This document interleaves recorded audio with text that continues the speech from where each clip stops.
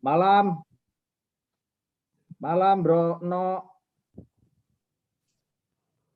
Bro Hadi, Bro Yopi, Bro Sony, Bro Marta, si Sylvia, Bro Hendra, Bapak, Ibu, Bro, dan si semuanya.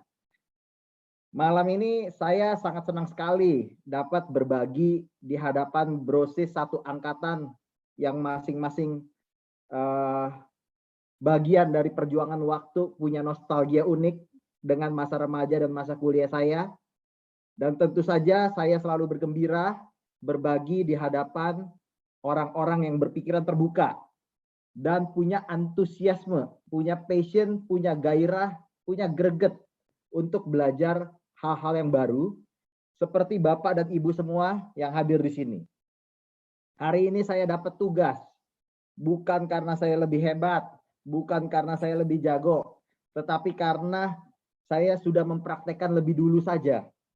Bapak Ibu pasti bisa mempraktekkan apa yang saya sudah praktekkan. Bapak Ibu pasti bisa lebih hebat daripada saya.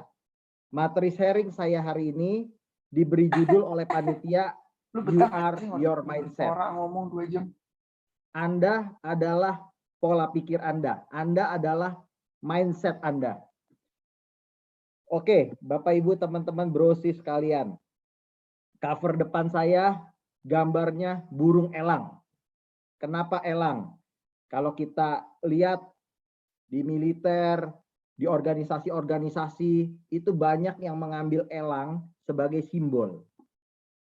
Karena banyak sekali filosofi hidup sukses yang dapat kita ambil dari elang. Salah satunya yang saya mau berbagi cerita adalah bagaimana proses hidup elang di usia sekitar 40 tahun. Nah, seperti kita-kita inilah, ya. Maaf yang masih muda, anggap aja 40 tahun. Yes, life began at 40. Seekor elang, itu elang ini termasuk unggas yang usianya paling panjang, yang bisa hidup paling panjang.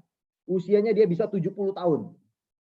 Namun brosis, Bapak Ibu sekalian, teman-teman sekalian, ketika elang mencapai usia sekitar 40 tahun, itu fisik luar elang sudah mengalami penuaan. Usianya belum sampai 70, baru setengahnya, tapi fisiknya sudah mengalami penuaan. Penuaannya bagaimana? Paruhnya elang itu sudah mulai panjang. Udah susah mau patok-patok ikan, patok-patok mangsa. Karena panjang melengkung, bengkok, hingga sampai ke dada. Bagaimana mau patok kalau paruhnya sampai ke dada? Bulu-bulunya di tubuh itu lebat dan berat. Gimana bisa terbang tinggi? Padahal elang itu hidupnya, karakteristiknya terbangnya tinggi, menentang langit di antara badai. Tapi kalau berat bagaimana? Kondisi fisik ini membuatnya elang sulit untuk terbang dan berburu. Ketika elang mengalami kondisi tersebut, seekor elang akan terbang ke tempat yang tinggi, cari gunung yang paling tinggi, bukit yang paling tinggi di sekitar, yang bisa ia capai dengan kondisi tubuh yang berat tadi. Elang akan berdiam diri di sarangnya selama 150 hari. Sekitar 5 bulan berarti ya. Kalau 30 hari 1 bulan, 150 hari 5 bulan. Bukan sekedar mengasingkan diri atau mutung atau tenggelam dalam kesedihan menghadapi keadaannya saat itu, dia malah terus meregenerasi tubuhnya. Karena pilihannya tersiksa atau mati. Cara regenerasinya unik, Bapak Ibu brosis sekalian. Gimana? Elang itu hantam-hantamin paruhnya ke batu. Sakit, berdarah, supaya apa? Supaya paruhnya lepas. Supaya masa lalunya lepas. Buanglah mantan pada tempatnya. Buanglah masa lalu yang buruk pada tempatnya. Kira-kira begitu elang ini melakukannya. Sampai paruhnya copot. Lalu elang menunggu dengan kesakitan dan darahnya itu. Dengan sabar, dengan keteguhan hati, dengan visi bahwa dia akan hidup lebih lama, akan lebih sukses lagi pada hidupan keduanya, dia menunggu sampai paruhnya mulai tumbuh lagi, runcing lagi, siap untuk berburu lagi, untuk makan lagi. Paruhnya baru akan tajam apabila ia sudah mulai mencabut cakar-cakarnya, karena cakarnya juga udah panjang-panjang. Jadi cakarnya juga harus putus, terlepas juga. Bulu-bulunya yang tebal juga harus putus, bulu-bulu tuanya. Artinya dia benar-benar menikmati proses itu 5 bulan, menahan diri, bertahan, survive, karena dia tahu, dia yakin ke depannya dia akan bisa hidup setengah lagi masa hidupnya. Kali 2 lagi, kalau 40 ya 80 kurang lebih 70. Jadi setelah 150 hari dia berdiam melihat keadaan itu, maka dia akan siap kembali menjalani sisa 30 tahun kehidupannya, terbang tinggi di angkasa, visioner, mata tajam melihat mangsa, dan hidup bersama badai itu tidak masalah. Nah, inilah cover yang saya mau bawa hari ini. Bagaimana kita punya mindset bahwa ke depan kita harus punya visi. Kalau saat ini ada pandemik, kalau saat ini keadaan kita lagi susah, kalau saat ini kondisi kita begini-begini aja, kita harus siap menerima itu dengan prosesnya, menyakiti diri untuk hal-hal yang lebih baik ke depan. Kira-kira itu Bapak Ibu Brosis sebagai pembukaan. Oke, next adalah slide berikutnya. Saya mau cerita tentang perkenalan diri singkat. Jadi saya saat ini sebagai CEO Sandwing Indonesia. Nanti Bapak Ibu bisa googling Sandwing Indonesia. Ini sebuah grup bisnis jasa profesional yang meliputi konsultasi manajemen, konsultasi bisnis, konsultasi investasi, merger akuisisi, akuntansi, dan perpajakan. Jadi teman-teman, Bapak Ibu sekalian, S1 saya di Atmajaya bersama Chief Tejo, Bro No, dan Bro Hadi dan kawan-kawan, akuntansi, jadi S1 akuntansi, S2 juga akuntansi, bidang usaha juga akuntansi. Tetapi nulis buku tentang akuntansi dan pengembangan diri. Artinya, biar seimbang Bapak Ibu. Akuntansi adalah otak kiri berkaitan dengan hitung-hitungan, sedangkan otak kanan adalah buku-buku pengembangan diri, dan saya praktekkan apa yang saya tulis tahun 2009 ini. Berarti ini udah 12 tahun buku ini. Saat ini di tim saya memimpin lebih dari 250 profesional. Most of them adalah lulusan akuntansi penuh waktu dengan melayani per tahun kira-kira lebih dari 500 klien. Selain bisnis, berprofesi, saya aktif sebagai pemimpin strategik di organisasi-organisasi dengan reputasi yang unggul di bidangnya. Misalnya organisasi profesi, akuntan sendiri, konsultan pajak, dalam dan luar negeri, organisasi alumni, kampus, dan organisasi komunitas hobi. Jadi Bapak Ibu, Brosis, ketika kita berkutat dengan pekerjaan kesibukan, boys selalu menjadi boys. Kita selalu punya hobi. Nah, saat ini hobi saya adalah mengkoleksi uang kuno. Uang tahun 56, uang tahun 40 ya. Jadi saya koleksi. Dulu 1 lembar susah punya, sekarang saya bisa punya 5, 10, 20 lembar uang-uang, misalnya gambar gamelan, gambar orang utan, gambar ya perahu layar ya, seperti itu. Jadi itu nama saya juga saat ini bisa di googling, tercatat sebagai bestseller di penerbit Gramedia Pustaka Utama, dan sering diminta berbagi ilmu, berbagi pengalaman di berbagai acara publik. Nah, Brosis yang satu alma mater dengan saya di sini tentu tahu persis siapa saya ya. Ada Bro Hendra, bagaimana saya waktu dulu masih naik mikrolet, bagaimana masih naik motor dari Jakarta Parung hanya untuk sekolah ya, motornya 2 tak. Hari ini habis bensin, besok habis oli samping. Jadi memang perjuangan sekali pada waktu dulu. Dari banyakkan dulu minjem buku, alat tulis, sampai sekarang puji Tuhan terpilih menjadi saluran berkat bagi lebih dari 250 orang itu. Di kantor konsultan, kantor akuntan, kantor penasehat bisnis saya. Nah, mungkin karena pengalaman itulah yang dan nulis buku inilah yang menjadi pertimbangan dari Coach Tejo, Bro No, dan tim untuk berbagilah hari ini tentang apa yang saya tulis. Nah, sekarang slide berikutnya. Bapak Ibu, slide yang pertama adalah change. Nah, berubah. Mindset yang pertama yang saya mau sharing adalah bagaimana kita harus mau berubah. Kita dapat bisa ada improvement, ada kemajuan, hanya jika kita ada perubahan. Perubahan, betul nih, perubahan belum tentu menghasilkan kemajuan. Bisa aja berubah jadi lebih buruk. Namun, udah pasti tidak ada kemajuan kalau tidak ada perubahan. Ya, nah jadi Bapak Ibu, misalnya Albert Einstein bilang apa? Albert Einstein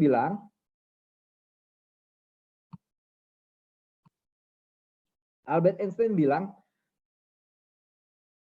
definisi kegilaan, insanity, itu adalah melakukan hal yang sama berulang-ulang, tapi berharap hasilnya beda. Jadi Bapak Ibu, bro and sis, kalau kita mau hasilnya berbeda dari apa yang kita dapat saat ini, dari apa yang kita dapat kurang, kita merasa kurang di masa lalu, kita harus berubah. Nah, berubah dari apa menjadi apa, bro? Berubah dari siapa menjadi siapa, Mike? Nah, kira-kira kan itu pertanyaannya. Berubah dari current state, dari keadaan kita saat ini, menjadi desired state, menjadi keadaan kita yang kita inginkan. Dari keadaan yang belum berhasil atau kurang berhasil, menjadi berhasil. Dari berhasil menjadi lebih berhasil. Dari bad menjadi good, dari good menjadi great. Keadaan dari kelebihan berat badan menjadi proporsional. Dari belum berkelimpahan menjadi saluran berkat penuh kelimpahan. Dari agent menjadi unit manager. Dari UM menjadi BM dan seterusnya. Kita harus berubah dari current state menjadi state yang kita inginkan. Mari kita menjadi pribadi-pribadi pemenang. Saya terkenal sebagai salam winner, Mr. Winner gitu ya. Pribadi yang berubah dari pribadi yang terbiasa memblame, menyalahkan orang lain, mencari kambing hitam, seolah-olah dunia sekitar kita bersalah atas ketidakberhasilan kita, menjadi pribadi yang selalu menjadi bagian dari solusi untuk setiap persoalan, untuk setiap masalah. Ada Chief Taijo, Sony. Jadi jadilah pribadi yang bagian part of solution, not part of problem, not blame anyone, not blame any condition. Itu pribadi yang berubah. Pribadi yang pemenang yang kedua adalah pribadi yang terbiasa cari excuse, cari alasan, itu berubah menjadi pribadi yang setiap ada kesulitan, dia lihat peluang. Setiap ada hambatan, dia lihat opportunity. Nah, jadi ini juga pribadi-pribadi yang berubah. Lalu pribadi-pribadi yang berubah dari yang terbiasa menjadi mencari pembenaran, justifikasi. Terang aja dia mah anak orang kaya. Terang aja dia mah mulai duluan. Terang aja dia mah S3. Terang aja dia mah, terang aja. Selalu terang aja, justifikasi. Bagaimana menjadi pribadi yang dapat mengambil hikmah dari setiap kejatuhan, mendapatkan hikmah dari setiap kegagalan, mengambil hikmah dari setiap pembelajaran. Pertanyaannya ngomong gampang, bro. Dari mana kita berubah? Apa yang harus dirubah? Wah, teorinya panjang lebar. Tapi di slide berikutnya saya kasih 3 dulu deh untuk awal sebagai perkenalan. Nah, ini slide berikutnya adalah cuma 3 yang kita perlu rubah untuk awal. Pertama, mindset, pikiran. Yang kedua, tutur kata, perkataan. Dan yang 3 adalah gerakan. Ya. Bapak, Ibu, bro, sis sekalian, apa saja dari 3 ini yang kita perlu berubah? Pola pikir. Ini ada kisah-kisah. Di sini ada Kak Silvi ya, dulu aktif di organisasi mahasiswa, itu pasti sering dengar cerita tentang burung yang di tangan. Burung yang di tangan ini hidup atau mati. Jawabannya terserah yang punya tangan. Mau ditekan mati, mau dilepas, itu burung hidup. Begitu pula hidup kita, begitu pula nasib kita, begitu pula kesuksesan kita. Artinya apa? Jangan blame anything, jangan cari excuse, jangan cari alasan. Hidup kita, keberhasilan kita, keberhasilan keluarga kita, keberhasilan kenyamanan orang-orang yang kita cintai di rumah adalah tanggung jawab pribadi kita. Bukan kesalahan orang lain, bukan kesalahan orang tua masa lalu, bukan salah teman, bukan salah bos, bukan salah leader. Kita harus responsible atas diri kita sendiri. Itu pola pikir yang pertama. Bagaimana pola pikir kecil, saya tidak bisa, saya tidak mampu, dirubah menjadi pola pikir saya mampu, saya bisa. Saya mau coba, saya mau belajar. Saya mau ikutin leader saya mau duplikasi mentor saya. Itu tanggung jawab kepada diri sendiri tentang pikiran kecil menjadi pikiran besar. Pikiran negatif menjadi pikiran positif. Lihat bunga mawar, ada durinya. Orang berpikir negatif akan berpikir, bunganya sih indah, tapi durinya banyak. Tapi orang berpikir positif, di antara banyak duri ada mawar yang indah. Ada yang berpikir negatif, ini gelas setengahnya sudah kosong, sudah diminum. Tapi ada yang berpikir positif, ini gelas masih ada setengah yang isi. Setengah yang bisa melepas dahaga saya. Yang bisa menjadi solusi ya ketika kita membutuhkan air. Pikiran yang harus dirubah, pikiran yang penuh iri, dengki, dendam. Tahu ya beda iri, dengki ya. Kalau iri itu tidak senang melihat orang lain senang. Kalau dengki itu senang melihat orang lain tidak senang. Nah, jadi pikiran iri hati, dengki, pikiran dendam itu harus berubah, switch menjadi pikiran yang fokus untuk kemajuan diri. Pikiran yang fokus untuk mencapai goal pribadi. Pikiran yang fokus untuk mencapai impian. Jadi pertama yang harus dirubah adalah mindset, pikiran. Yang kedua, pikiran saja nggak cukup Bapak Ibu. Pikiran harus diikuti dengan perkataan. Karena perkataan itu seperti teko. Ya. Kalau teko itu kalau dia tuang, isinya kopi, yang dituang keluarnya kopi. Isinya teh yang keluar teh. Isinya air putih yang keluar air putih. Begitu pula perkataan kita akan dianggap orang, akan ditangkap orang. Apa yang keluar dari perkataan kita, itulah yang dipikirkan dia. Itulah pribadi dia. Jadi kita harus rubah pilihan kata-kata yang menyakiti. Kayaknya setiap ketemu orang pengennya nyakitin perasaan orang. Pengennya mengalahkan orang lawan bicaranya. Kita rubah menjadi pilihan yang memotivasi. Yang memberi pleasure tanpa perlu mengubah substansi. Jelek ya tetap jelek. Tapi dengan pilihan kata-kata yang memotivasi. Pilihan kata-kata yang negatif menjadi pilihan kata yang positif.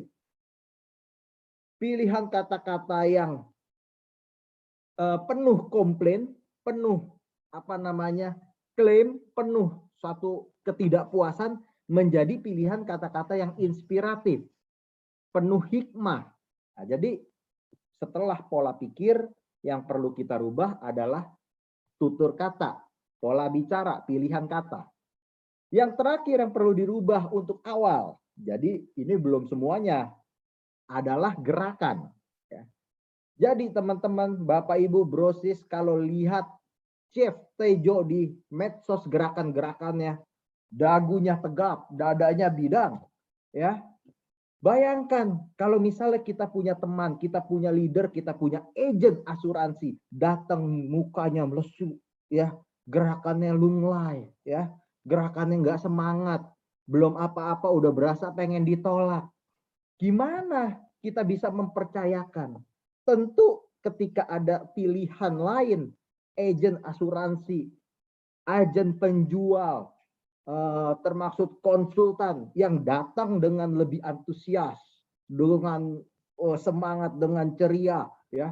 Nah, tentu kita pilih yang lebih antusias.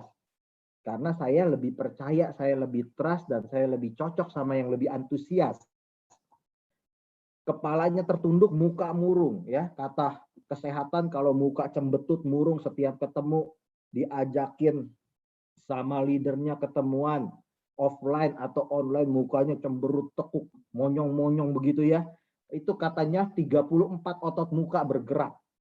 Tegang, ya. Beda kalau senyum. Senyum tuh bisa 17 sampai 15 otot muka yang bergerak. Artinya apa? Orang yang sering murung cepet awet, cepet tuanya. Kalau yang ceria segala macam awet muda. Nah, Bapak Ibu, ya dirubah seperti itu. Itu sesuatu gerakan-gerakan yang simple. Ketika kita sering nunduk itu gampang nangis, gampang sedih. Ketika kita mendongakkan kepala, kita ceria, ini susah. Coba Bapak Ibu praktekkan. Ketika menengadah ceria gampang banget. Ketika mengadah ke atas suruh sedih susah amat, mendingan nunduk. Nah, Bapak Ibu jangan lupa motion create emotion. Ya, gerakan kita menciptakan emosi kita. Tubuh kita, energi kita akan keluar dan itu beresonansi, berkalibrasi, diterima oleh lawan bicara kita, oleh bawahan kita, oleh rekan kerja kita, oleh atasan kita, oleh klien kita, oleh nasabah kita yang kita mau tolong. Itu beresonansi kalau Bapak Ibu gerakannya bagus. Motion, create, emotion. Oke. Setelah mindset pertama bahwa kita harus berubah, yang kedua adalah kita harus punya dream. Nah, ini kita ganti lagi slide-nya. Sekarang adalah dream bigger, do bigger. Wah, kita kira-kira ya. Oke, Bapak Ibu, brother sister sekalian, kenapa kita harus punya impian? Bukan sekedar bermimpi, ya. Tetapi impian ini itu adalah memancing atau menstimulus cara kita berpikir, cara kita berbuat.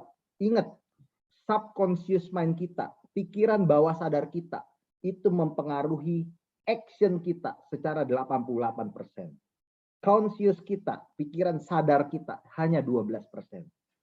Itu riset, ya, ilmiah. Nah, kenapa kita harus bermimpi? Karena Bapak Ibu ternyata everything is created twice. First in mind, second in reality. Jadi Bapak Ibu, saya hari ini itu adalah hasil dari pemikiran saya. Apa yang ada saya pikirkan pada waktu sekolah, pada waktu kuliah, ya, itulah yang menjadikan saya pada saat ini. Segala sesuatu tercipta dua kali. Satu di dalam pikiran, kedua di dalam kenyataan. Satu kali manusia berpikir, saya pengen bisa terbang seperti burung. Akhirnya Wright bersaudara bikinlah pesawat terbang. Suatu hari manusia berpikir, saya ingin jalan-jalan di bulan. Akhirlah jadilah Neil Armstrong menjadi manusia pertama di bulan. Satu kali manusia berpikir, saya ingin berwisata ke luar angkasa. Jadilah hari ini pendiri Virgin, Jeff Bezos pendiri Amazon, sudah berjalan-jalan wisata di luar angkasa. Segala sesuatu tercipta dua kali. Satu di pikiran dulu, di impian dulu. Yang kedua baru kenyataannya. Itu pertama terkait dengan dream bigger, do bigger. Kenapa kita perlu punya impian? Impian ini menjadi goal kita, Bapak Ibu. Menjadi, ini saya tahu di sini ada pemain-pemain basket hebat ini, Hadi dan segala macam, menjadi ring basket kita. Saya tahu di sini banyak pemain-pemain atau penggemar sepak bola. Ini dream ini menjadi gawang kita. Ya, bayangkan Bapak Ibu bermain, berolahraga basket atau sepak bola, polo air, hoki, tapi tidak ada gawangnya, tidak ada ringnya. Kita capek kerja dari pagi sampai malam. Kita capek, tahu-tahu usia kita sudah 30, tahu-tahu 40, 50, dan seterusnya. Tanpa gawang. Capek nggak? Capek. Kerja keras nggak? Kerja keras. Orang ada bola di sana kita kejar. Ada bola di lawan kita rebut. Ada bola, ada teman jauh di sana kita oper. Tapi nggak ada gawangnya. Capek sendiri, letih sendiri. Apa salahnya? Salahnya belum punya gawang. Belum punya ring. Belum punya sasaran. Belum punya impian. Tidak punya visi. Apapun namanya, kita harus punya dream. Bapak Ibu sekalian, saya diajarkan begini. Prajurit sejati itu adalah prajurit yang punya cita-cita jadi jenderal. Guru sejati adalah guru yang punya cita-cita jadi guru besar. Jadi kalau agen asuransi sejati adalah harus yang punya cita-cita menjadi agent owner. Nah, jadi harus sampai kepada yang the best, yang tertinggi yang kita bisa punya impian. Kenapa kita harus sampai ke sana? Karena ada yang sudah sampai di sana. Ada contohnya, ada modelnya. Harus di-follow, harus diikuti. Kenapa? Karena kita punya impian. Impian menjadi yang tertinggi. Impian menjadi yang di puncak. Itu yang kita bilang see you on the top. Seperti Elang tadi, saya mau 70 tahun. Saya rela membayar harganya, mematuk-matukan, melukai diri, asalkan memang itu adalah harga yang harus dibayar untuk mencapai impian saya. Ngomong gampang, Kel. Emang udah punya impian cukup? Belum cukup. Kenapa? Impian harus tepat.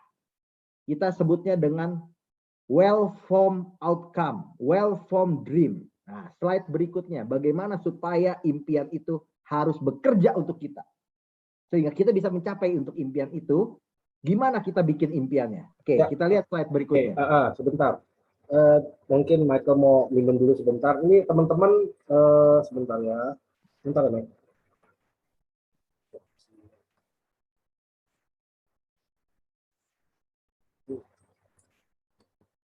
Oke, teman-teman, ini nanti ada dari tim buku dari Michael buat 3 pertanyaan terbaik nanti yang dipilih oleh Michael. Jadi benar-benar dengerin, benar-benar apa yang mau teman-teman tahu kurang jelas, tanya lagi, atau Michael belum jelasin, minta jelasin lagi. Pokoknya malam ini kita perkosa aja Michael. Oke, wait.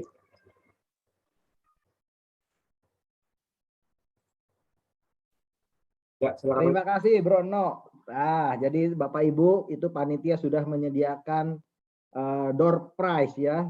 Siapa yang bertanya, siapa yang dipilih nanti akan mendapatkan buku saya. Bukunya sudah langka ya, karena saya demen uang langka, uang kuno. Jadi bukunya pun tidak akan bisa ditemukan di Gramedia atau di toko-toko buku biasanya. Oke, balik lagi kepada impian tadi. Jadi syaratnya harus punya impian. Tapi banyak orang tidak tahu bagaimana impian itu bisa bekerja dengan baik untuk kita. Bisa dicapai dengan baik. Tekniknya, saya pakai teknik manajemen aja. SMART. Cerdas. SMART. Cuma isinya mungkin berbeda. Yang pertama adalah spesifik. Bapak Ibu, kalau misalnya kita ditanya, apa impianmu? Nggak mau jadi orang gagal. Nggak mau ini, nggak mau itu. Itu seperti Bapak Ibu stopin taksi atau panggil ojek online sampai ketemu sama drivernya ditanya mau kemana. Saya tidak mau ke Serpong. Saya tidak mau ke Bekasi. Saya tidak mau ke Semanggi. Saya tidak mau ke Kelapa Gading. Untuk apa? Lingkungan semesta tidak tahu apa yang Bapak Ibu mau. Jadi harus spesifik. Ya. Artinya spesifik, saya mau untuk ke Serpong. Saya mau untuk ke Bekasi. Saya mau sukses. Jadi ada spesifiknya. Ya. Contoh lain. Otak kita ini tidak dirancang untuk sesuatu yang tidak jelas. Ya, nanti otak kita bingung. Bapak Ibu pernah nggak? Brosis pernah nggak? Suatu saat diminta bangun lebih pagi. Misalnya kita biasa sekolah jam 7 bangun jam 6. Suatu kali ada acara. Nanti bangun jam 5 ya, nanti bangun jam 4 ya, lebih pagi. Oke. Tapi suatu kali kita bilang kepada otak kita, besok saya mau bangun lebih pagi, besok saya mau bangun lebih pagi, tanpa specific time. Nah, Bapak Ibu, otak bingung, apa yang terjadi? Begitu tidur jam 8, jam 9 bangun. Wah, masih jam 9. Tidur lagi jam 10 bangun. Tidur lagi jam 11 bangun. Akhirnya bablas, bangun jam 11 siang. Ya. Kenapa? Karena jam 9 lebih pagi, jam 10 lebih pagi, jam 2 lebih pagi, jam 3 lebih pagi. Daripada jam 6 yang saya biasa bangun. Jadi Bapak Ibu, pikiran kita, otak kita, mindset kita harus dibuat sespesifik mungkin tentang goal kita. Direct kita. 3 tahun mau jadi apa? 1 tahun mau jadi apa di bisnis ini? 5 tahun mau jadi apa? 10 tahun mau jadi apa? Dan ini harus punya alasan yang kuat. Alasan yang benar-benar gini ya, kita ini hidup, manusia hidup, human, itu mencari nikmat, menjauhi sengsara. Saya nggak mau menderita karena ini. Saya mau mengejar itu. Nah, jadi spesifik goal ini, spesifiknya itu harus bisa menggambarkan kalau saya tidak tercapai, saya akan menderita begini. Saya akan dibilang orang begini. Keluarga saya akan seperti itu. Wah, dan banyak segala macam pain-nya. Ya. Tapi kita mesti membayangkan juga gain-nya. Tapi kalau saya mencapai, orang tua saya bangga, teman-teman saya, tetangga saya menghormati saya bisa berbagi kepada lebih banyak orang. Jadi itu yang pentingnya adalah spesifik. Yang kedua adalah measurable. Jadi Bapak Ibu itu sudah dikasih di dalam setiap bisnis, ya. Kalau untuk mencapai ke sini itu harus capai omset sekian. Kalau capai ke sini Anda harus dapat sekian. Tabungan setahun harus sekian. Untuk beli rumah yang ini 2 tahun kemudian harus punya simpanan sekian. Nah, jadi ada ukurannya Bapak Ibu. Jangan cuma saya mau lebih kaya, saya mau lebih sejahtera, saya mau bisa membahagiakan anak, saya mau bisa membanggakan orang tua. Tapi nggak ada ukurannya. Orang tua bangga kalau anak saya sejahtera, bahagia kalau. Nah, ini yang harus diciptakan. Kenapa? Bapak Ibu, ini riset ilmiah di Universitas Yale bahwa 70% mereka yang menulis impiannya, cita-citanya, visinya 10 tahun ke depan dengan ukuran itu mereka lebih berhasil daripada 30% yang tidak menulis tujuannya dengan spesifik dengan ukurannya. Jadi ini riset. Ya kita jalanin aja. Kita nikmatin aja prosesnya dan tetap yakin. Karena orang lain bisa, kalau kita sampai nggak bisa, itu namanya takdir. Pasti ada yang salah. Nah, Bapak Ibu, yang ketiga adalah attainable. Attainable ini, kalau kita lihat bahwa goal ini harus realistik. Goal ini harus punya alat, tools, sumber daya, ya, untuk mencapai ini. Yang pertama, saya mau bilang Bapak Ibu, brosis di bisnis yang sekarang, di tim ini, Bapak Ibu punya leader. Bapak Ibu punya model, punya mentor. Orang-orang yang sudah berhasil sukses luar biasa di perusahaan Bapak Ibu. Bapak Ibu punya apa itu ketika presentasi udah punya step by step-nya, sudah punya SOP-nya. Bapak Ibu udah punya alatnya, Bapak Ibu tinggal jalanin, duplikasi, ikutin mentornya. Kabar baiknya, kesuksesan bisa diduplikasi. Asal caranya diikutin, disesuaikan, dimodifikasi. Amati, tiru, modifikasi. Sesuai dengan pribadi masing-masing.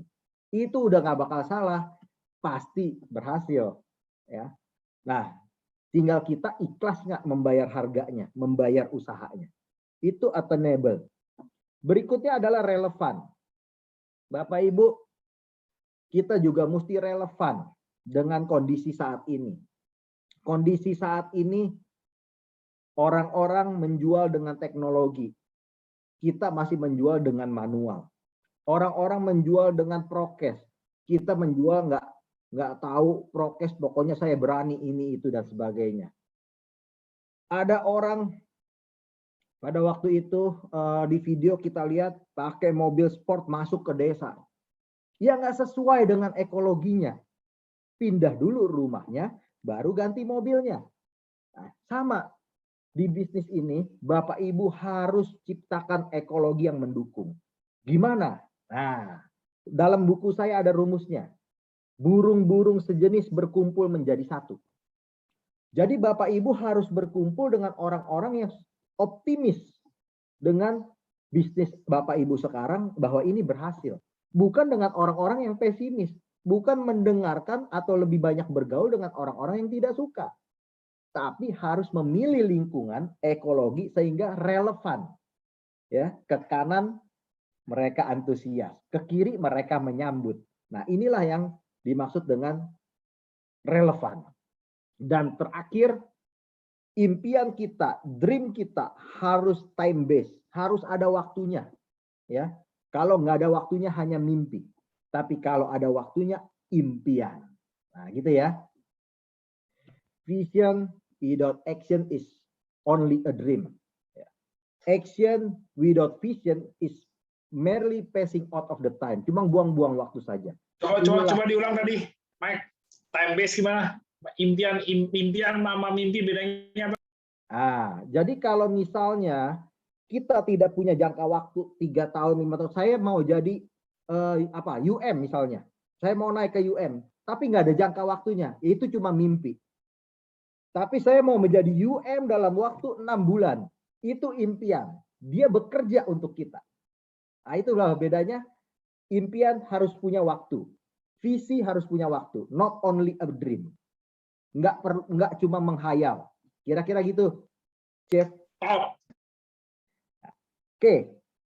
Itu Bapak Ibu, teman-teman, mindset kedua harus punya mimpi dan rumuskannya harus benar. Specific, measurable, attainable, relevant, and time-based. Mindset yang ketiga. Nah, mindset yang ketiga, Bapak Ibu lihat. Don't wait for opportunity, create it, just do it. Maksud saya apa?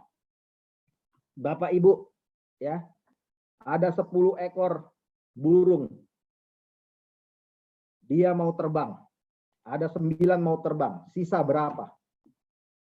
Jawabannya sisanya 10. Kenapa? Baru mau, belum terbang. Baru mimpi, baru belajar, belum action. Banyak sekali 1001 sejuta alasan kita untuk menunda action. Nggak enak takut kantor masih ada, padahal umur nambah terus. Nah, Bapak Ibu sekalian, jangan tunggu kesempatan, peluang, atau kebaikan hati itu datang. Setiap pribadi punya goal masing-masing. Jadi Bapak Ibu harus menciptakan peluang itu. Saya punya rumus Bapak Ibu. Namanya rumus laki, rumus keberuntungan. Ya. Kita matematika ya, misalnya matematika. 6 sama dengan 4 tambah 2. 6 equals to 4 plus 2. Boleh nggak secara matematika 6 sama dengan 2 tambah 4? 6 equal 2 plus 4. Kita balik 4 tambah 2-nya sama 2 sama 4 di depan. Boleh matematika. Saya orang akuntansi. Ada persamaan dasar akuntansi. Assets equals to liability plus equity. Harta sama dengan utang tambah modal. Boleh nggak dibalik? Harta sama dengan modal tambah utang. Di akuntansi tidak boleh. Nah, ini ada persamaan dasar tentang keberuntungan. Rumus laki. Rumusnya hoki. Ya. Laki equals to preparation plus opportunity. Saya ulang ya.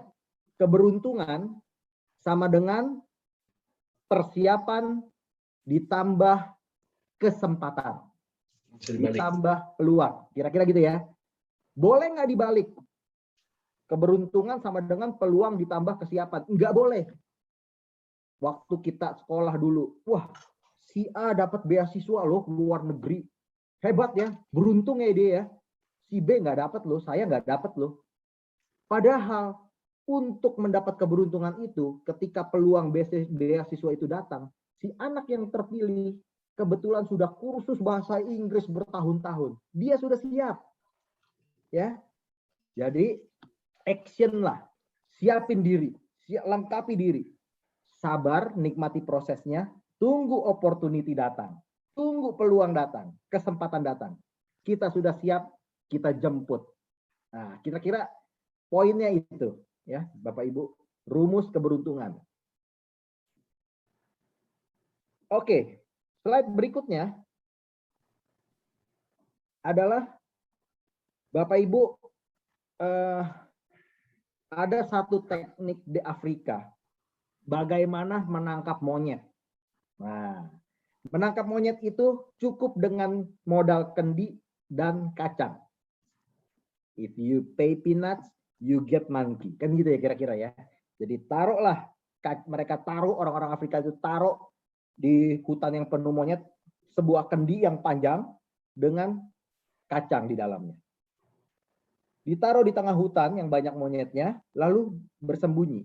Tidak berapa lama datang monyet-monyet itu karena dia tahu ada kacang di situ. Dia berusaha raih. Tangannya nggak sampai, tapi dia terus berusaha raih. Jadi nggak usah pakai perangkap, nggak usah pakai trap, nggak usah pakai mesin, karena si monyet itu lagi seru berusaha meraih kacang yang tidak dapat itu, ditangkaplah sama si orang pemburu monyet ini. Kita lihat lagi, misalnya Bapak Ibu punya rumah. Rumahnya di dalamnya terang, di luarnya gelap. Ada seekor lalat. Lalat atau nyamuk atau apapun yang terbang-terbang itu, lihat cahaya pasti datang. Padahal di dalam rumah cahayanya ada kaca. Ditabrak sama si lalat. Blok, sakit. Kata motivator, kata orang, kita harus sakit, terus bangkit lagi. Jatuh, bangkit lagi. Harus ulet. Jangan pantang menyerah. Harus gigih. Bangun lagi, terbang lagi, tabrak lagi kacanya. Sakit. Benjol kanan kiri sampai mati. Persis seperti monyet tadi. Keras kepala. Karena dia mau mencapai sesuatu. Bapak Ibu, kita harus evaluasi. Evaluasi cara kita. Apa yang kita kerjakan untuk mencapai impian tadi. Impiannya jangan dirubah, lampunya jangan dirubah, kacangnya jangan dirubah. Tetapi caranya harus kita rubah. Metodenya harus kita rubah. Strateginya harus kita rubah. Disinilah diperlukan fleksibilitas. Diperlukan semangat untuk mau terus belajar. Seperti sekarang ini, Bapak Ibu mau mendengarkan dari saya yang nggak tahu siapa nih sebenarnya si Michael ya. Dan belum tentu saya lebih berhasil dari Bapak Ibu. Ya. Tapi sikap mau belajar dan mau merubah dalam pikiran, perkataan, dan perbuatan, gerakan, itulah kunci dari kita mau lebih maju dan lebih maju lagi. Enggak ada orang yang mikirin impian saat ini, bikin rencana, langsung berhasil. Udah ikutin leadernya, langsung berhasil. Enggak bisa. Ya, setiap dari kita punya pribadi, setiap dari kita punya masa lalu, punya latar belakang pemikiran, segala sesuatu yang memprogram mindset kita. Oleh karena itu, kita ikutin caranya, lalu kita sesuaikan dengan profil kita. Ya, nah inilah yang saya pikir kita harus evaluasi caranya, rubah caranya, tapi jangan pernah negosiasi dengan pikiran atau impian atau goal kita. Ini yang mindset berikutnya harus analisa. Dan slide saya yang terakhir, wah, ini yang paling ditunggu-tunggu. Bapak Ibu, ya, mari kita punya keajaiban sendiri. Kita ciptakan dengan rumus keberuntungan. Bapak Ibu sudah tahu rumusnya, ya. Pertama mau berubah, yang kedua bikin impian yang bisa bekerja yang well formed, yang ketiga adalah action, dan yang keempat setelah action itu harus sering-sering evaluasi, introspeksi, bergaul dengan orang-orang yang sevisi sama kita, otomatis kita akan menciptakan keajaiban. Saya sudah melakukannya, saya tidak hanya sekedar menulis, saya bukan motivator, Bapak Ibu tidak akan menemukan saya di acara-acara pelatihan, motivasi dan sebagainya. Saya hanya diundang biasanya untuk berbagi dan belum tentu benar juga ya, karena Bapak Ibu punya profil masing-masing. Tetapi saya berpikir, saya merasa takjub, ajaib ya, teman-teman pasti ngerti sekali yang tahu saya waktu SMP, SMA, kuliah ya. Kok saya bisa seperti sekarang ini? Kok saya bisa begini? Kalau kata lagunya Superman, it's not easy for me for standing in here. Kira-kira itu aja. Kalau saya yang dari tidak apa-apa, yang dari nothing, tidak siapa-siapa, bisa menjadi something saat ini bagi lebih dari 250 orang, bahkan mungkin lebih. Bapak Ibu yang sekarang bersama kita hari ini pasti bisa lebih hebat lagi. Terima kasih. Itu dulu Chef dan Bro semua. Sama Luar biasa. Tuh, catatan gue berapa halaman? 1, 2, 3, 4, 5, 6, 7, 8. wah, hebat kali. Ya, teman-teman, kalau ada yang mau ditanya sama Michael about dream, about mindset, monggo silakan di chat. Ini share screen-nya tutup dong. Wah, ada screen lagi. Yes. Dan mau nanya nggak tuh sama Michael? Ayo dong. Gua sih, ya tuh. Awak.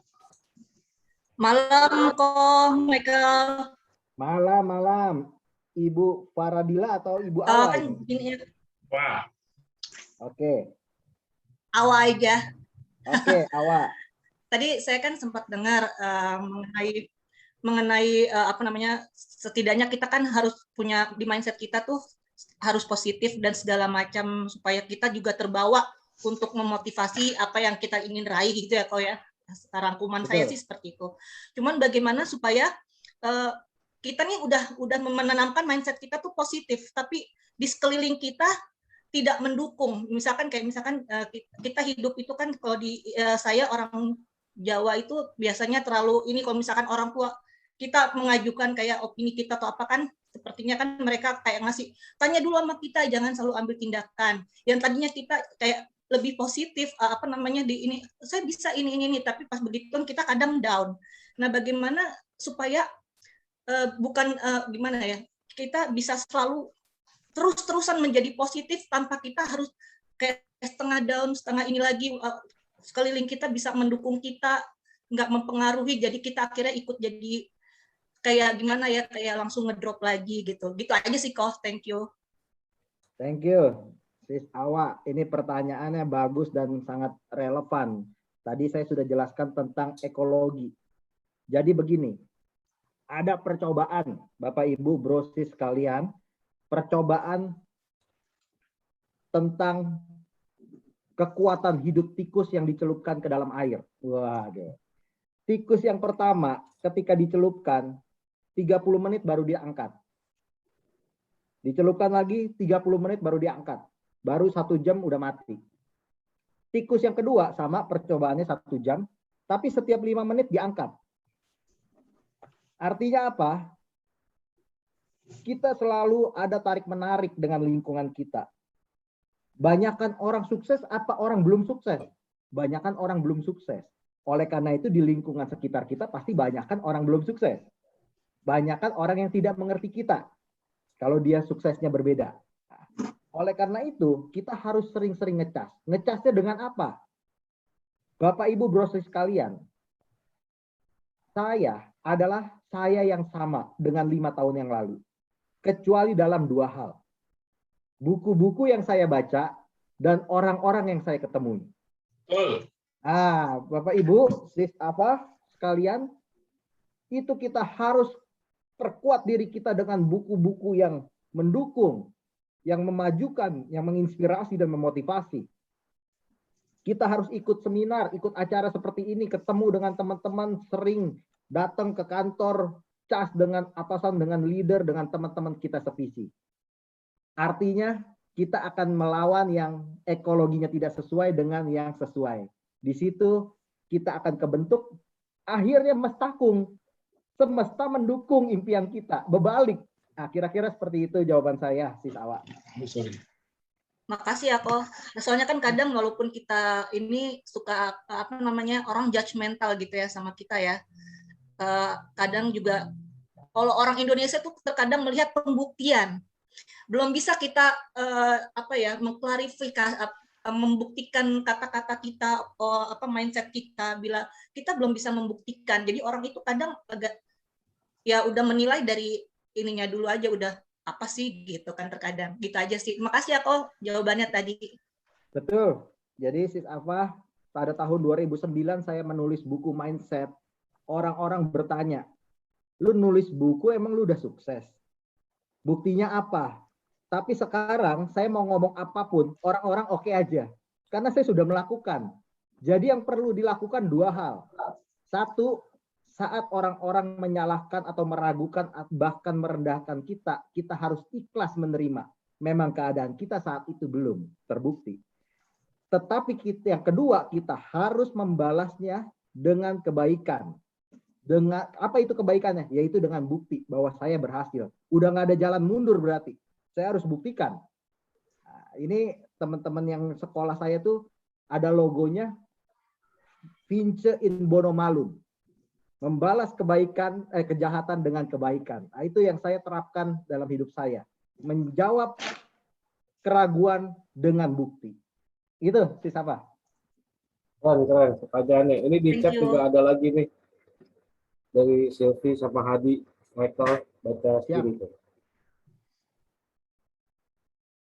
Bro Hadi, ada jangka waktu untuk mengejar mimpi, kita jangan jauh-jauh. Jadi begini, ada yang namanya dalam mindset teknologi. Itu apa yang saya ngomong dan saya terapkan adalah mindset teknologi. Ada yang namanya teknik chunking. Bagaimana memakan seekor gajah. Wah, kejauhan. Oke. Ini ada masuk dalam Guinness Book of Record. Bagaimana seseorang memakan sebuah sepeda. Ternyata sepeda itu dipotong-potong sampai kecil menjadi bubuk, mulai dimakan dan habis. Itu Guinness Book of Record. Jadi sama, Bro Hadi, mimpi itu kita mau jadi apa? Lalu kita bagi-bagi. 10 tahun, 5 tahun, 3 tahun, setahun. Kita chunking. 6 bulan. Nah, setiap tahapan kita evaluasi. Jadi ada jangka waktunya nggak? Kan tadi sudah dibilang, harus ada jangka waktunya dan dibagi-bagi dalam waktu. Itu yang saya udah lakukan. Dan biasanya misalnya kita bermimpi saya mau dapat 100 di tahun ini. Minimal kita dapat 70%, 70-nya. 30-nya tercapai di tahun depan.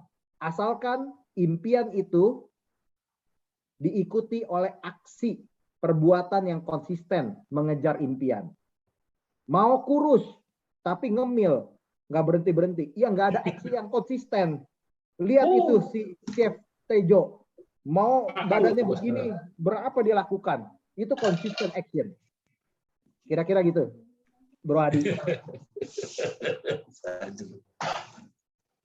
Thank you, Mike. Thank you, Mike. Siap. Ini sama Silvi tuh. Silvi ada pertanyaan. Mirip-mirip kali, coba dibaca.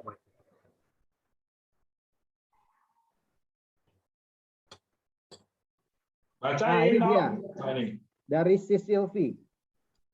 Sampai di batas mana kalau impian itu tidak mungkin diraih dan jika tidak berhasil? Tadi kita sudah bikin 10, 5, 3, 1 tahun.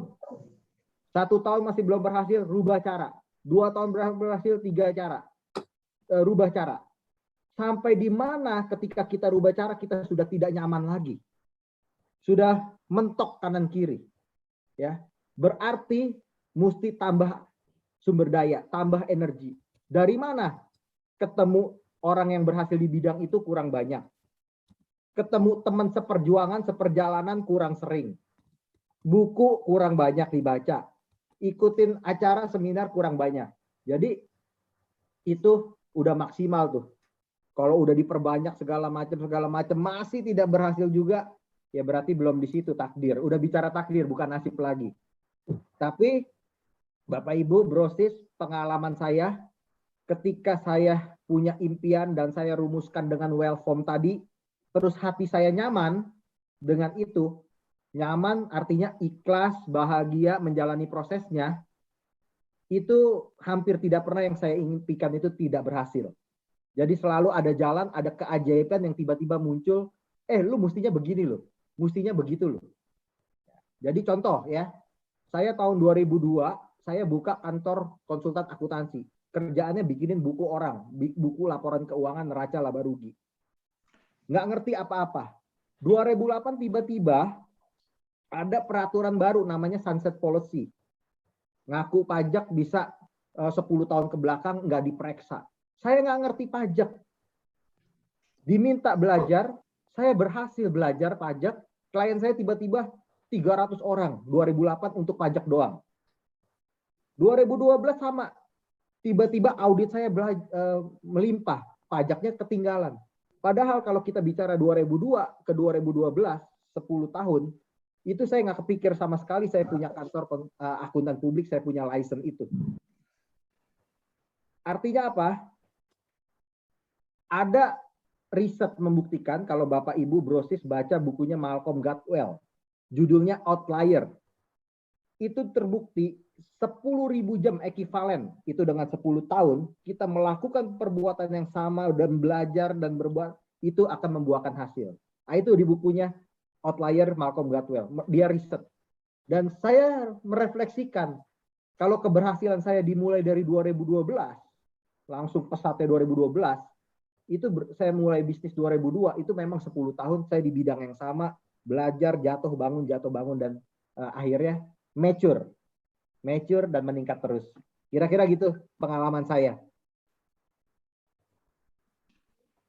Oke, thank you Mike. Thank you Kak Silvi. Yang lain ada yang mau tanya lagi? Pak Mika mau nanya dong, boleh nggak? Boleh, siap Pak Irsyad. Ridwan atau Ya. Irsyad atau Pak Muhammad? Irsyad. Oke, gimana Bro Irsyad? Jadi kan gue jadi kepikiran nih, gue kalau tadi kepikiran kayak gimana kalau gue melakukan sesuatu nih, kayak misalnya gue lagi ngerjain konten untuk kayak IG gue. Tapi ada satu saat di mana mungkin gue melakukan 6 minggu berturut-turut atau mungkin 3 bulan berturut-turut, gue kayak gue capek ini apakah gue harus istirahat, stop atau gimana nih? Misalnya kalau misalnya gue lagi berada di puncak gitu, misalnya gue lagi kayak gue semangat, cuman gue kayak gak ada feel-nya. Ini gimana caranya gitu untuk nge-recover? Oke, itu aja Bro Irsyad. Itu aja. Yup. Ya, thank you pertanyaannya.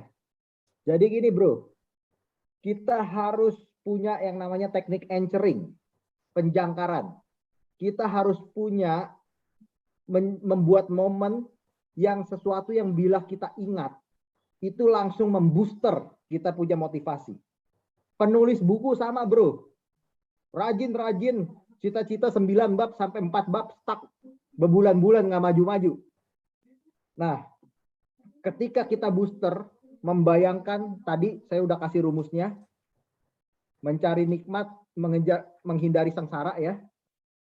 Membayangkan, wah kalau buku udah berhasil, saya launching, nama saya terkenal, gini. Terus, membayangkan lagi negatifnya.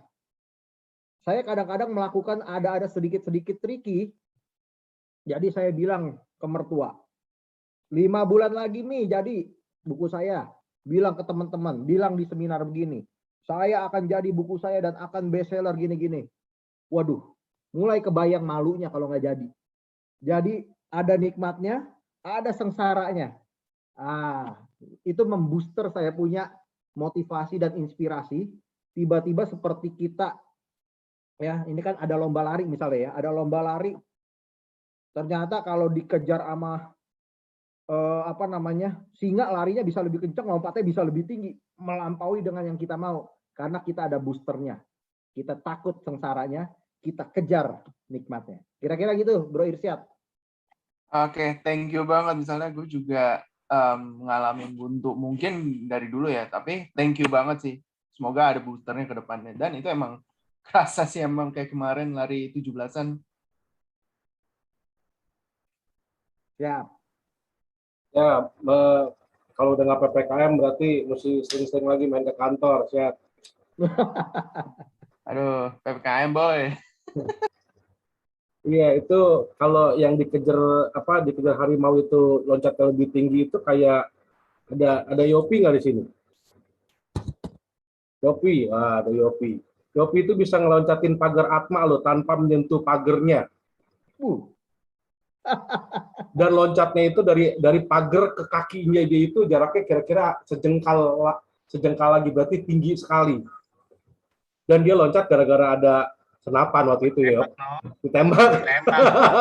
Gara-gara mau ditembak waktu itu kan. Gara-gara Gua naik jatuh, karena gua gendut nggak bisa naik.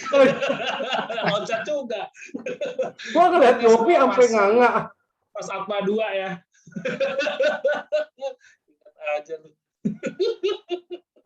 Hebat tuh Yopi tuh. Berarti mesti dikejar sesuatu ya. Oke, ada lagi teman-teman yang mau ditanya? Mau soal dream, soal tadi yang Itu ada smart, pertanyaan no, dari Diana. smart tadi bagus ya, Mike. ya. Nah, dari Diana nih panjang tuh. Sis Diana, terima kasih pertanyaannya. Apa saja yang harus kita lakukan untuk bersosialisasi dan mencari teman yang levelnya lebih dari kita? Pertama, ini kesempatan bagus pada saat pandemik ini. Saya bisa ikut seminar online 1 minggu 5 kali, itu dengan menteri, dengan orang-orang terkenal yang selama ini saya cuma bisa nonton di TV. Dan saya makin menyadari kenapa mereka bisa begitu. Ya. Jadi cara berpikir mereka dan cara mereka melakukan tindakan itu memang berbeda. Nah, oleh karena itu, ikut hal-hal seperti ini, kalau offline ikut seminar, pelatihan dan sebagainya, tukar kartu nama. Gitu ya. Lalu di medsos segala macam, jangan tulis yang buruk-buruk atau berkeluh kesah.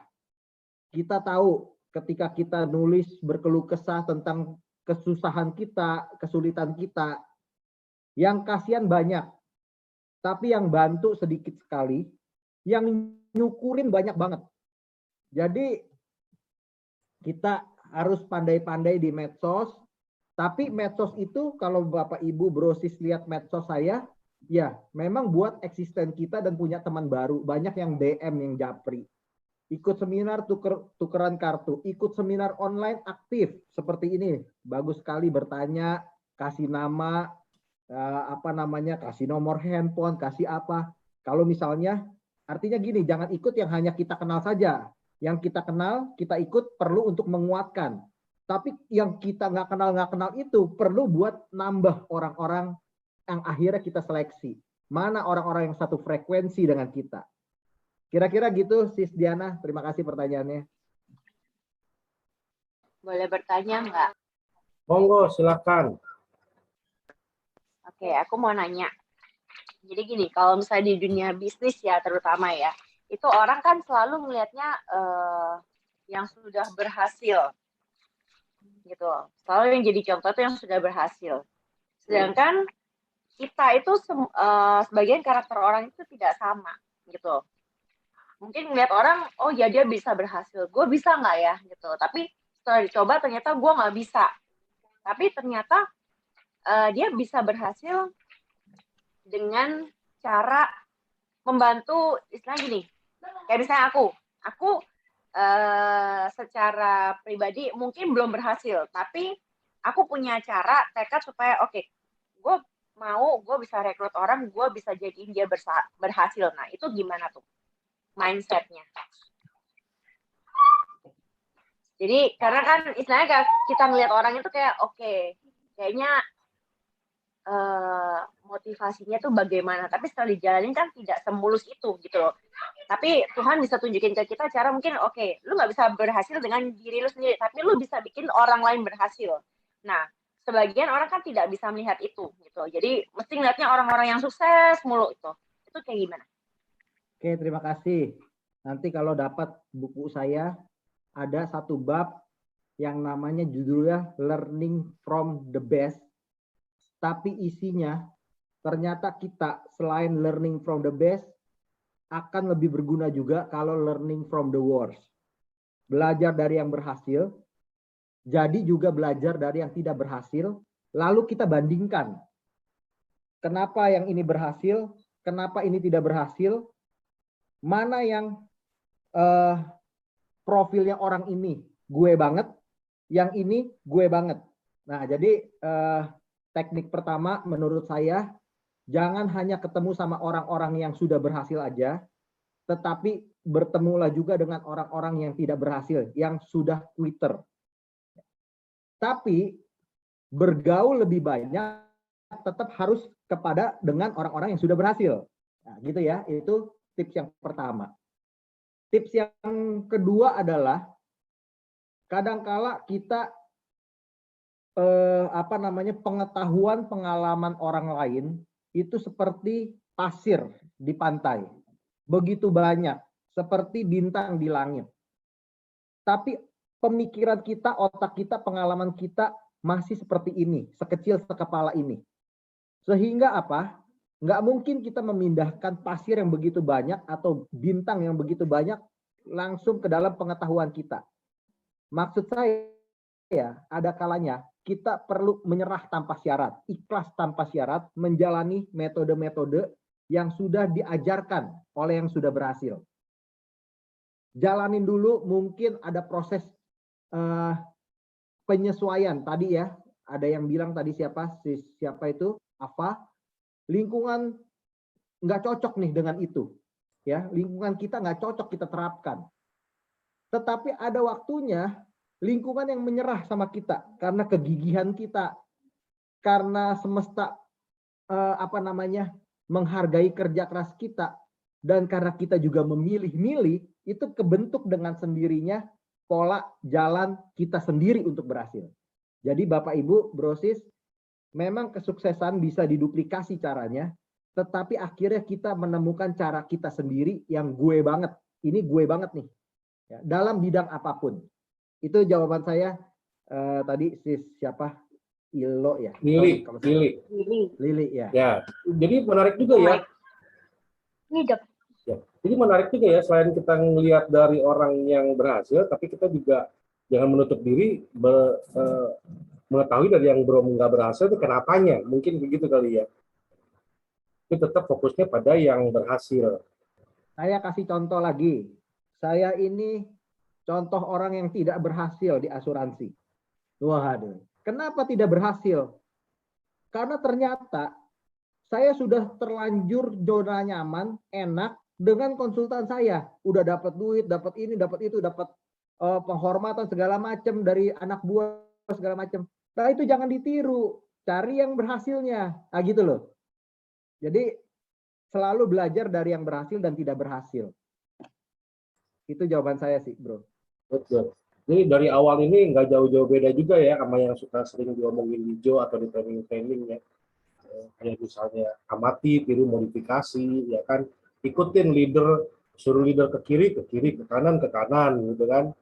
Terus juga ya ketemu tim atau grup yang emang bagus gitu ya, emang baik, suportif. Ada lagi teman-teman yang mau ditanya, ini udah jam 8:30. Udah, nggak ada lagi teman-teman? Mau Yang dapat ditanya, hadiah siapa, No? mau ditanya yang lewat chat. Nah, mungkin ada yang mau tanya lagi kali, Jo. Udah?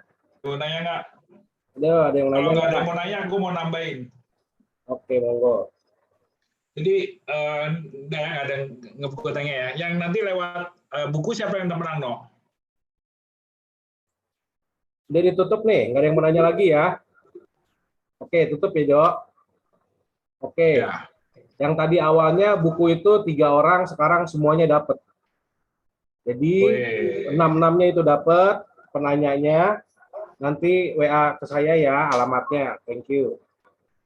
Oke, thank you ya, Michael. Udah nambah dari pertanyaannya, gue udah jadi nambah 4 halaman lagi. So all 12. Jadi teman-teman kalau lu dengar kayak gini, catat, ya, tulis tangan cepet. Gue cuma mau nambahin merangkum dari yang Michael bilang. Gue paling suka tadi ada total ada berapa nih? Ada total ada 9. Ya, yang pertama, jangan mengharapkan hasil berbeda dengan cuma menjalankan hal yang berulang-ulang. Itu sama dengan video apa kamu punya mimpi. Sadar ya, bangun pagi, sarapan, ke kantor, pulang, tidur. Bangun pagi, terus dilakukan terus-menerus. Tapi lu pengen punya mimpi yang besar. Pengen punya rumah 2 juta, pengen punya uang 10 miliar, tuh gaji lu 10 juta, lu lakuin itu, mimpi kali ya. Kalau tadi Michael bilang, kalau nggak ada waktu, itu namanya impian. Gue tambahin, mimpi kalau nggak dijalani namanya bobo siang. Gitu. Jadi memang harus mengejar impian. Itu catat. 2, yang gue suka lagi gerakan. Lu berasa nggak sih? Negatif lah. Galak amat mukanya Cici. Cici galak amat sih mukanya Cici. Dia nanya ini negatif atau positif, ya negatif satu garis doang. Oke, 1 itu. Aduh, ya lu bikin lagi aja. Sekali lagi sana, suntik lagi, tusuk lagi. Oke, Parno biasa. Oke, yang kedua adalah, lu berasa nggak sih, gua itu rasanya positif sekali. Hari ini siapa yang bilang sama gua positif? Ya, gua nggak pernah negatif. Gua nggak pernah merundung ya. Istilahnya bahasa merundung ya, Mike ya. Merundung tuh, aku bisa nggak ya? Aku kayak nggak bisa. Apa ini takdir ya, kayak Sylvie gitu ya, sorry Sil ya.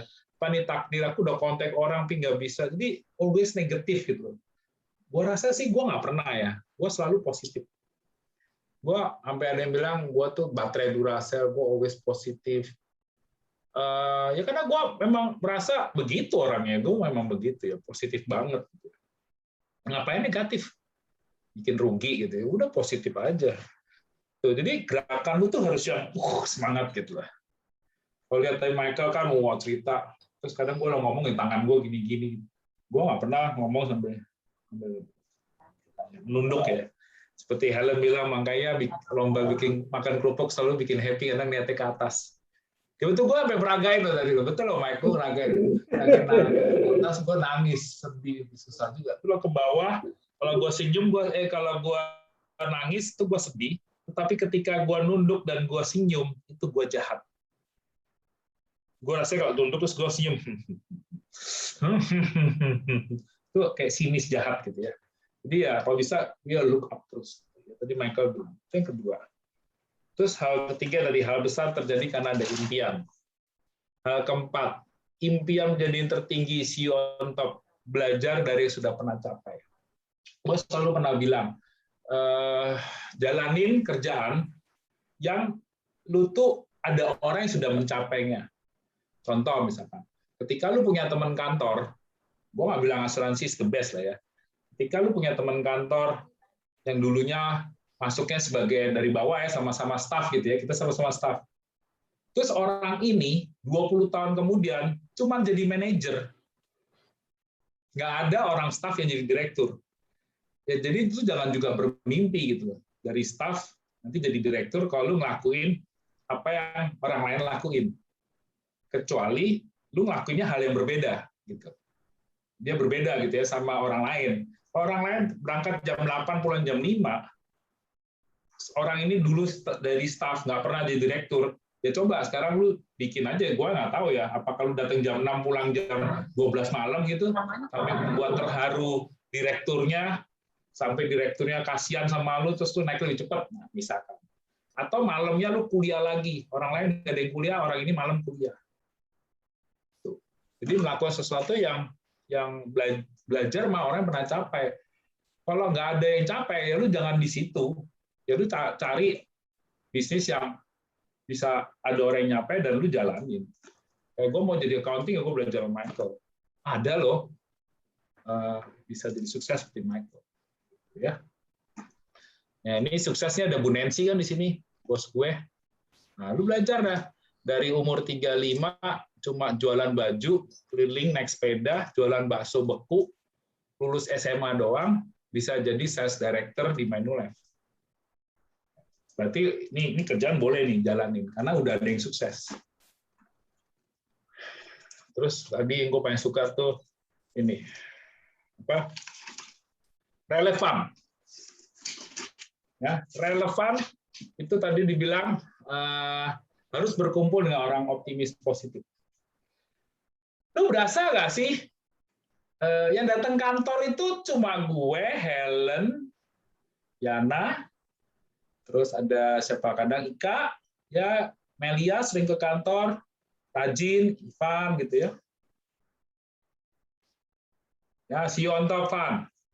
Nah, orang yang ngelakuin ke kantor, ketemu sama suasana kantor ini beda. Tadi kan Michael bilang mesti di-charge ya, Mike. Jadi gue ambil kesimpulan hari ini. Jadi apa kata Michael? Mesti di-charge gitu. Sales tuh kayak HP, baterai handphone.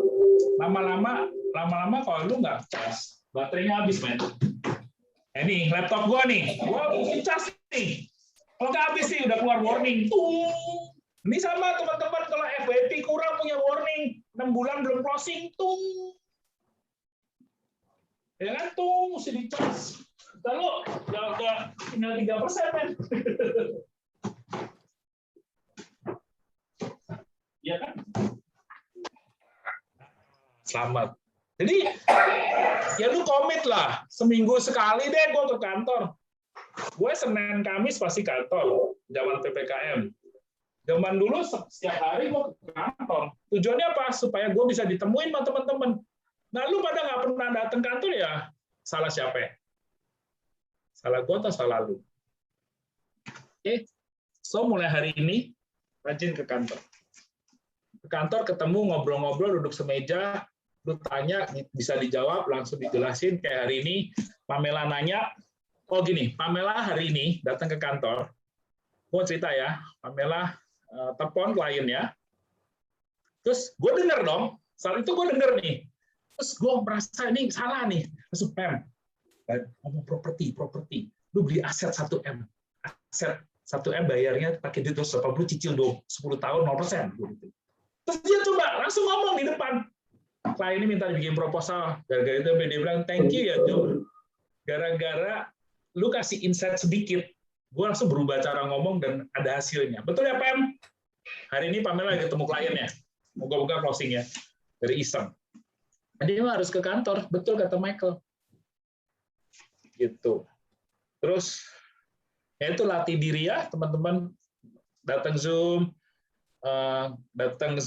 training, belajar IPOS, apa, supaya pas, gini loh, gue selalu bilang ya, panen tanaman itu beda-beda.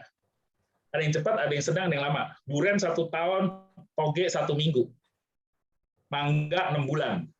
Jeruk berapa bulan? 1 bulan sekali udah tumbuh kali. Musim jeruk ada terus gitu, musim mangga 6 bulan sekali, durian setahun sekali. Tapi, jadi ketika datang case besar, lu tuh sudah siap. Small case make you stay. Big case make you rich. Nah, gimana lu bisa siap dapat case besar ketika lu case kecil aja nggak bisa? Ketika kita biasa ngadepin case kecil, begitu case besar, lu udah tahu mesti ngomong apa. Gue lebih mementingkan activity dibandingkan angka besar. Karena menurut gue, yang activity akan lebih sustain. Angka besar hoki aja. Ya lagi hoki, begitu hoki nggak datang tiap bulan, tapi activity datang tiap bulan. Tuh, tambahan lagi. Nah, apa ya, Mike? Gua simpulin ya. Mantap dan membumi. Terus bukti. Oke, ini yang paling penting. Do you know my dream? Gue mau cerita. Petasan. Dream gue adalah gue punya tim 500 orang. dalam waktu minimal, maksimal 5 tahun. Gue selalu bilang teman-teman yang ikut gue pernah inget ya, no, gue bilang apa? Oh, mungkin bukan no, Mia, 100. Ingat, gue selalu bilang gitu, 100. Ya, ingat ya. Kita tembus 100. You know my next milestone? Lu lihat di IG gue, tanggal 8 Juli 2020. No, mungkin terinspirasi sampai bikin grup Gaspol Spartan. Ingat, Pak? Gara-gara gue posting di IG logo 300. Lu lihat di IG gue mundur pokoknya. Ada film 300. Gue taruh 300 itu. Itu sebagai penanda bahwa next stop gue 300. Dan itu gue yakin dalam waktu 3 tahun. Jadi 3 tahun 300, 5 tahun 500. Kita lihat. Dan gue selalu omong ini berkali-kali ke teman-teman. Ya, Mia. Terus gue itu suka forward kegiatan kita ke tim lain. Mungkin di sini Bu Sari bisa cerita, terus di Raya ya, bisa Bu Lisa, betul nggak? Saya suka kirim-kirim. Wildegard, saya suka kirim ke grup di luar tim Gaspol. Saya kirim ke MDRT, saya kirim ke MTC supaya apa? Seperti yang kata Michael, gua nggak mau dibilang Om Dok. Omong doang lu, Jo. Gua berkali-kali ya, Mia saksi lah, Helen ya. Sering kan gue dibilang Om Dok gitu ya. Gua nggak mau dibilang Om Dok. Yes. Gua nggak mau dibilang Om Dok. Jadi ketika gue punya mimpi, gue harus ngomong ke orang lain, seperti Michael tadi, 5 bulan, Mami. Ketika itu tidak tercapai, malunya luar biasa. Terus kita dibilang, Om Dok lu, Jo. Si Jo sama Om Dok lah pengen 100. Mana, Pret? 3 tahun nggak ada 100. Jadi ketika kita sudah berani ngomong, gue pernah ditanya zaman gue ngurusin, Jo, gimana sih cara lu memotivasi? Oh, gue omong besar. Kalau berat gue mau 70. Ketika nggak nyampe 70, malu. Terus omong besar gue apa? Gue bilang, gue nggak makan kerupuk. Gue nggak makan gorengan, gue nggak makan manis. Ketika gue makan gorengan, ketika gue makan gado-gado pakai kerupuk, orang yang lihat bilang apa? Omong doang, ternyata makan gado-gado pakai kerupuk. Betul? Jadi gue ngomong, gue nggak makan gorengan, tuh ngomong ke semua orang. Jadi ketika gue ngomong dan gue makan, malu. Lu ngomong nggak makan, jadi kalau kita mau makan gorengan, ngumpet-ngumpet di rumah, gitu ya. Ya, jangan dilihat orang, malu. Jadi jangan Om Dok. Gue punya teman belajar sama waktu itu bilang, Jo, gue mau ketemu mama lu, mau ketemu Bu Nancy, private. Oh, sampai gue atur, Bu, ini ada agent saya, kalau aja mau ketemu. Dia mau belajar dari ibu orang sukses. Terus dia bilang, gue mau belajar dari orang gagal. Jadi dia pintar sama kayak Michael gitu ya. Gue mau belajar dari orang sukses dan gue mau belajar orang gagal sebelum join ke insurance. Pertama dia belajar sama ibu gue, kedua dia belajar sama orang gagal. Oh, gue sudah tahu, Jo. Ternyata gini. Oke. Terus nggak dijalanin. Jadi gini, kan tadi dibilang ya, ini ada catatan gue nih. Kita lihat profil orang sukses yang cocok dengan kita. Betul ya, Mike ya? Terus kita lihat orang yang negatif kayak apa? Yang gagal lah, bukan negatif, gagal kayak apa? Oke, nah lu mau yang mana nih? Ketika lu mau sukses, lu harus lihat kecocokan ini dan ada profil yang cocok dan mau. Ya, mau nih harus kuat nih. Dan habis itu lu jalanin. Dan ketika lu jalanin, ada sesuatu yang harus lu korbanin. Betul ya, Mike? Kalau gue salah, langsung komen ya. Harus ada yang korbanin. Contoh, si Joe, misalkan. Si Joe, jam 1 pagi, masih kirim-kirim video. Bikin edit jam 2. Pagi-pagi, jam 7, dia sudah broadcast. Jam 10 sudah di kantor. pulang jam 6. Oke. Terus orang ini pada saat itu jalan, dia bilang, aduh Jo, gue nggak bisa ninggalin kerjaan gue. Ya udah, it's your choice. Nggak apa-apa, kalau kerjaan lo oke. Terus, aduh Jo, gue urus anak. Jo, gue mesti antar anak gue les. Jo, gue harus ini. Jo, gue harus ini. Jo, gue harus olahraga dulu pagi. Lari dulu, naik sepeda 4 jam. Gue mau 5 jam. Gue tanya, ketika lu nggak bisa makan, apakah lu masih naik sepeda, lu masih urus anak, lu masih ini sesantai itu? Lu tanya sama sopir Grab. Yang dulu hobinya misalkan dia hobi apa gitu, nonton gitu ya. Apakah dia masih bisa nonton? Enggak, karena dia kepepet. Nah, buat diri teman-teman jadi kepepet. Sehingga lu bisa melakukan, misalkan gua nggak bisa kantor Jo karena gua mesti nemenin anak gua sekolah. Oke. Lu nemenin tapi lu sambil nonton, ya nggak bisa. Ya dong, lu temenin, bener-bener sebelahnya gitu. Apa kalau lu nemenin sebelahnya? Gua rasa sih enggak ya. Ketika ibu-ibu teman-teman semua kerja kantoran dulu bisa, kenapa sekarang jadi nggak bisa ya? Itu sih menurut gue. Terus bikin orang lain tuh menyesal, tuh bener loh. Teman-teman yang sering ditolak orang, teman-teman calon agent yang ditolak orang, UM, manager, leader, yang rekrut ditolak orang, yang rekrut dicuekin. Gue, banyak lah, gue masih cerita kok, gue masih di PHP-in orang. Dalam batin gue, lihat lu semua, teman-teman yang sudah nolakin gue, yang sudah cuekin gue, yang gue minta foto aja sampai ngemis. Ya, lu lihat. Lu cuma punya 2 pilihan. Ikut gue sukses, atau someday lu lihat gue sukses. That's your choice. Lu mau ikut gue sukses, let's go together. Kalau nggak mau,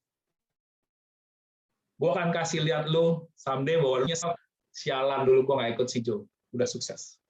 Dan lu nyesel luar biasa. Kenapa gue nggak ikut? Itu yang membuat gue kerja kayak orang gila. Oke, gue belum mandi loh, baru pulang.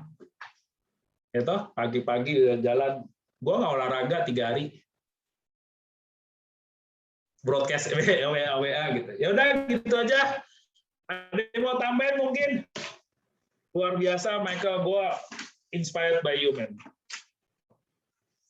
Ya, teman-teman yang mau order bukunya Michael Mindset ini ya, silakan order WA ke saya. Ini bukan jualan ya, tapi ini buku bagus buat teman-teman baca. Truly, ini bagus. Dan gratis ongkos kirim. Cuman karena ini dari tim Gaspol, gratis ongkos kirim. Yang mau order silakan WA ke saya.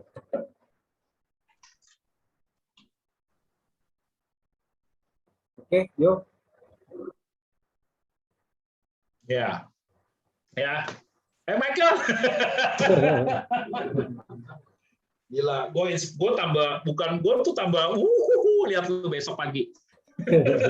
Ini energinya Chef Jo ini luar biasa ini, sampai ke sini ini.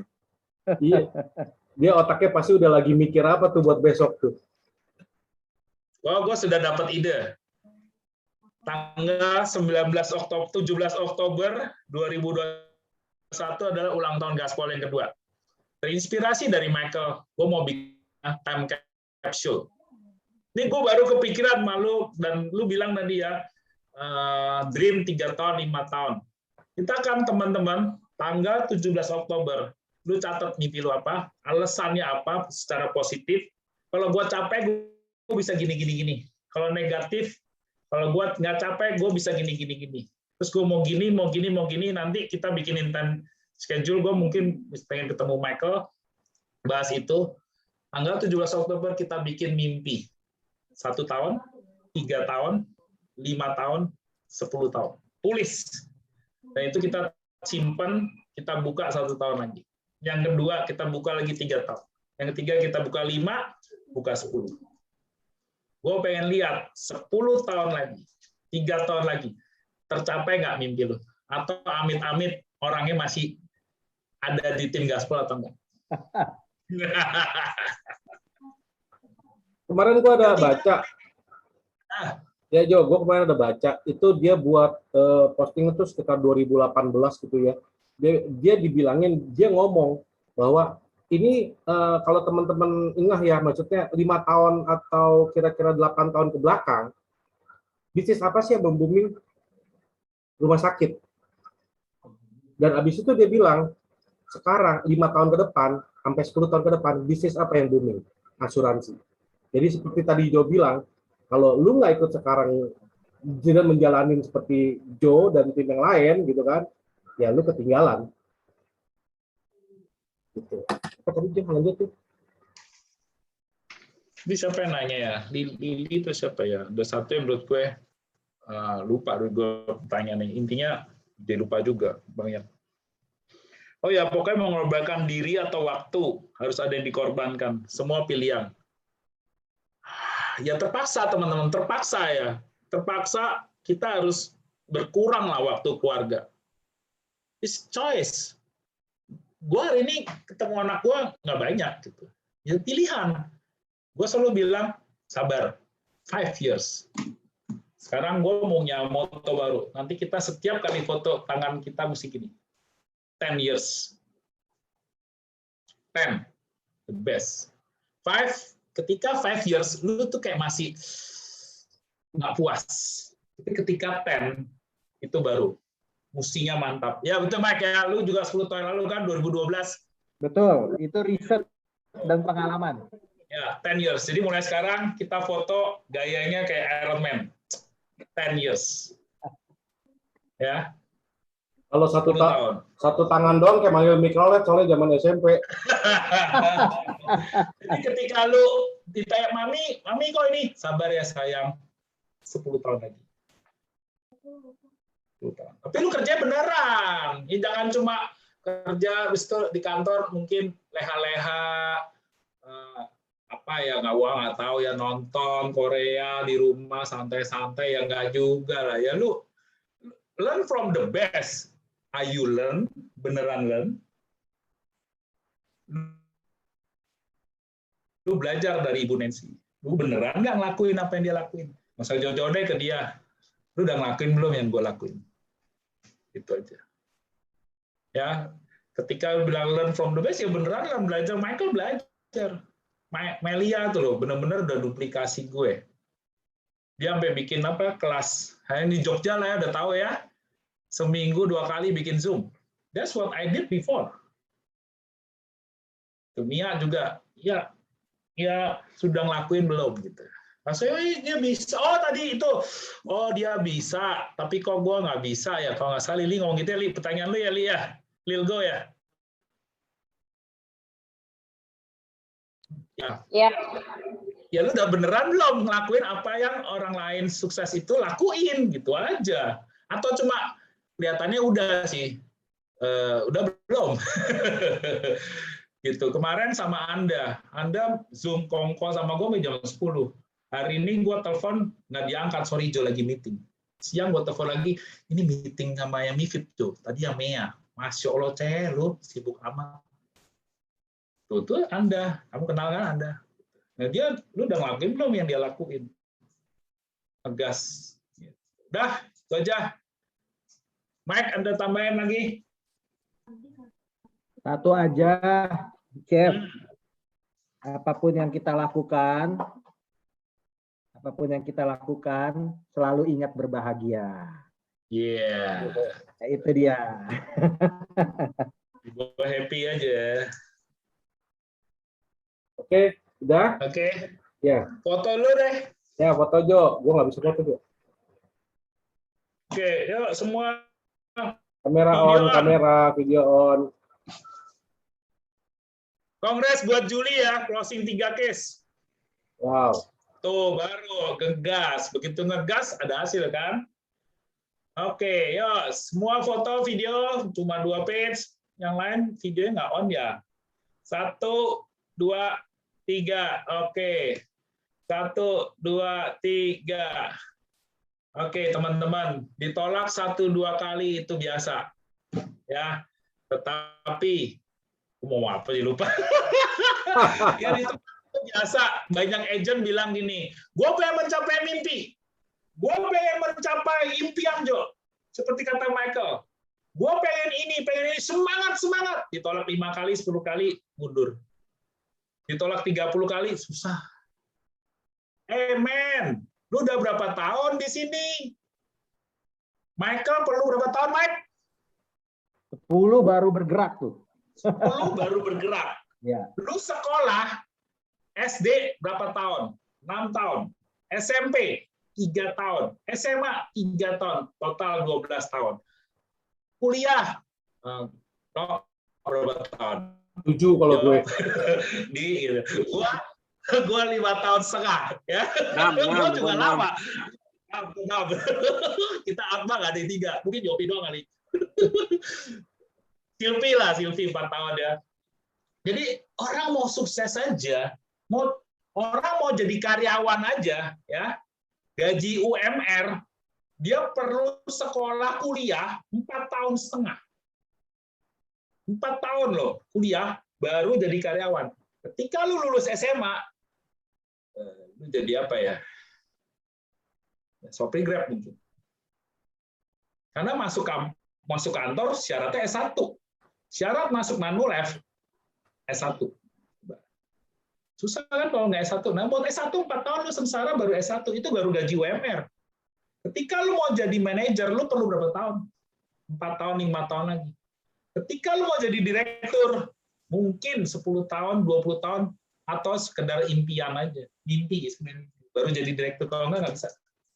Nah, lu baru jalanin bisnis setahun setengah, 2 tahun, 3 bulan, 6 bulan, susah, udah menyerah. Nggak bisa. Betul ya, Mike? Tahun-tahun. Ya? So, gas terus. Oke, thank you. Michael, thank you Michael, teman-teman semua thank you yang udah hadir. Belum foto. 1, 2, 3, iya. Oke, lagi ya. 1, 2, 3. Yang kedua 1, 2, 3. Sip. Jangan ntar jam 11, Jo, kalau lu narik napas lagi, Jo. Enggak, udah. Oke. Oke, teman-teman. Michael, thank you ya, Mike.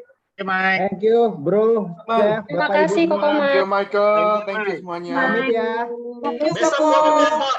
Yang mau Oke, buat apa? bye. Terima kasih. Pamit. Terima kasih, Koko Mas. Thank you, Nok. Thank you. Bye.